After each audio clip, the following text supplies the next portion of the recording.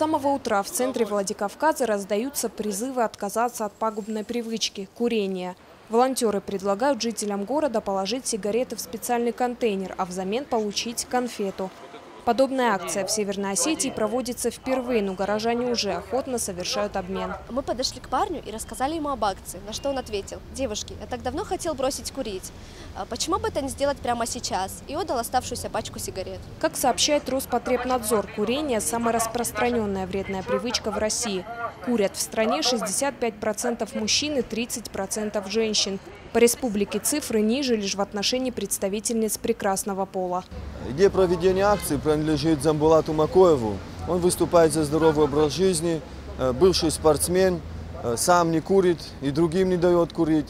Мы, его товарищи, охотно поддержали эту инициативу. Все, наверное, слышали о том, что с 1 июня существенно ужесточается антитабачный закон. Но люди все равно по факту продолжают курить в общественных местах. И мы с подачи Замбулата таким образом решили высказать свой протест. В планах у инициативной группы организовать масштабную акцию и задействовать в войне против табака до сотни волонтеров.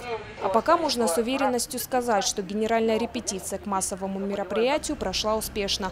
За час волонтерам удалось поменять на конфеты более 150 сигарет.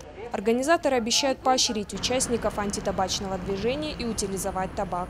Тамила Хамицаева, Марат Каллагов, Осетия ТВ.